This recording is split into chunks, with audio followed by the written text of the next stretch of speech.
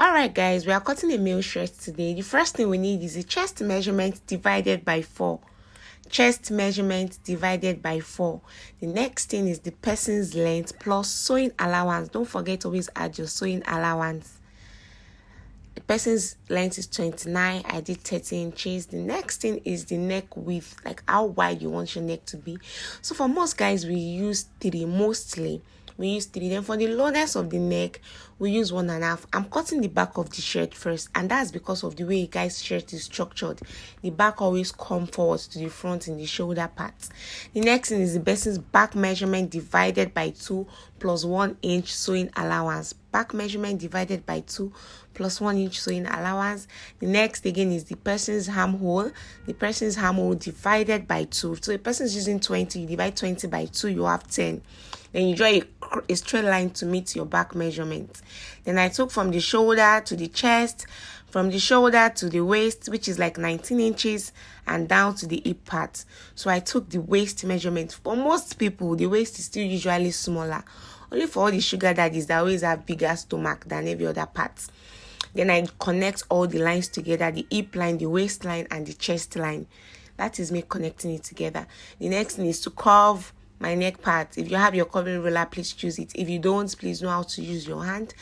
Afterwards, I'm going to curve the armhole too. If you have your curving ruler as usual, you can use it. If you don't, please learn how to use your hand like this. So after I've achieved the curves in the armhole and the neckline, I'm going to cut out. Don't forget I said I'm cutting the back first because of the way men's shirts are structured. The back comes to the front in the shoulder part. So for me, I prefer to cut the back first. It makes it easier for me when I want to cut the front line.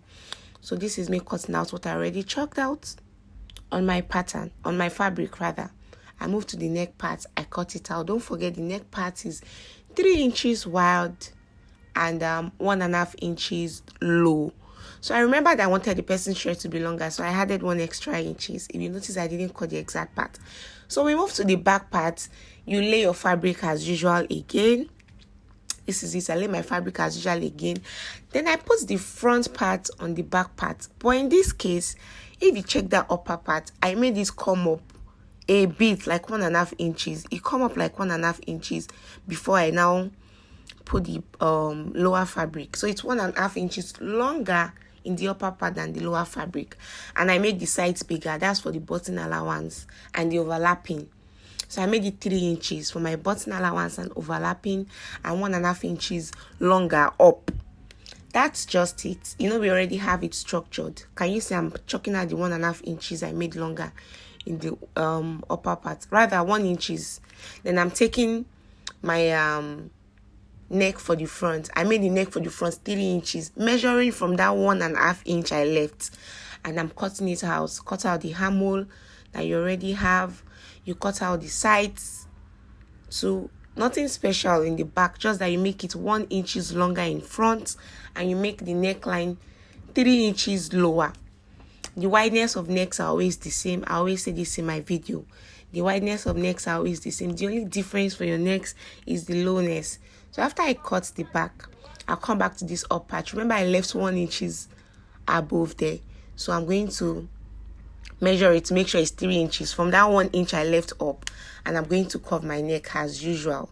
So I left 1 inch extra, 1 inch extra up. Then I curve it. I make the lowness of my front 3 inches, taking it from that 1 inch I left extra. So this is me folding the overlapping part and the buttonhole part. Then I drop it back. Then I'm going to fold it again because the buttonhole part is going to be like an interface. This is me folding it to cut it out so I can apply my stay. I mostly use stay for my buttonhole part. So this is me cutting it out. After I folded it, it makes it easier for me. Some people don't cut it out, they just add it extra. But for me, I prefer to cut it out. After cutting out this buttonhole part, the next thing I do is to divide my buttonhole part because it will be for each side separately. After I have attached my stay on it, I'm going to be dropping the full video on my YouTube page. Please check Sissy Becca Couture on YouTube. I'm going to show you how I cut the collar and the sleeves. I don't want to drop the full video here because it's going to be very long. So the next thing I did here is to cut the back interface. If you check men's shirts, you realize there's an interface at the back. So I took the back fabric of the shirt, then I took an extra fabric, I folded it, and I laid the back fabric on it. I'm going to making it the exact way the back fabric is. I want to cut out the neckline and the armhole line because that is what I'll be using to turn the back interface. So you make sure that the same. This is me cutting out the exact neckline for the interface. Don't forget the interface is beneath, my back fabric is above. I just need the same structure. That's why I did it that way. So this is me after I cut the neckline. I move down to the shoulder. After the shoulder, I move down to the armhole. So for the interface, I wanted it to be 8 inches long. So that's why I put my tape rule to measure 8 inches. So I chalked that where the 8 inches will reach, and I just cut it out. Then I'm going to remove my back fabric so I can be able to cut out the 8 inches very well. This is me taking off my back fabric, and I cut out the 8 inches. So we are cutting out the sleeve of the shirt. The first thing you need is to fold your fabric into 2 using the person's round arm mold that we cut during the shirt measurement.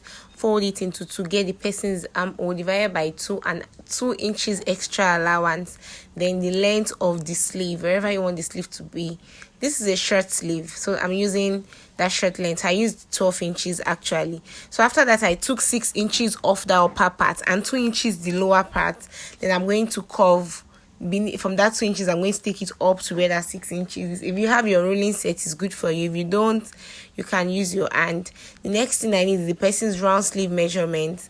The person's round sleeve measurement is 14, so that's 14 divided by 2. I had 7, so from that 7 I slanted it up to meet the beginning of my fabric where I measured the armhole divided by 2. Then this is me cutting out the shape. Don't forget, all you need is your person's armhole divided by 2, take it around, and the person's sleeve length, and you give it that shape either with your ruling set, or you can use 6 inches wide and you bring 2 inches down, cut it out. Then here we are cutting the collar of the shirt. So for the collar of the shirt, you need to measure the shirt's neck round. Some people use 16, some people use 18, some people use 20. It just depends on how big the person is. So for this person is using 18 inches. So this is me measuring 18 inches here. The camera is a bit far while I was making this record. So I'm cutting out the lower part of the collar. It has 2 parts, the lower and the upper part. So you're going to use your ruler, for those who have ruling set, to give a curved shape. It cannot be straight because of the way the neck structure is. But if you don't have a ruler, you can just use your hand to slant it. After slanting it, I was measuring what I wanted for the lower collar. I wanted 2 inches because by the time I start sewing, it's going to be 1.5 inch at the end. So I'm going to cut out 2 inches. So this is me putting my tape to measure 2 inches round the first slant line I made. So I joined the second line I made, and this is me cutting it. It kind of looks like a bishop collar for those people who know bishop collar. So this is me cutting the lower part. As you can see, it's not straight, it's a bit slant. That's what makes it easier. So this is me cutting the other side of the collar, which is the upper part. As usual, you fold your fabric into 2 again. So for the upper part of the collar, I'm going to be using 3 inches because by the time I'm done sewing, it's going to be like 2 inches by the time I sew the upper and the lower part. Remember that collar, we made it in 18 inches long because that's what the person uses for collar. This one, I'm going to make it 17 inches long. I want it to be a bit shorter than what I have in the lower part of the collar. So this is me measuring my 3 inches out to make sure it's equivalent to where my 17 inches is. I want it to be straight.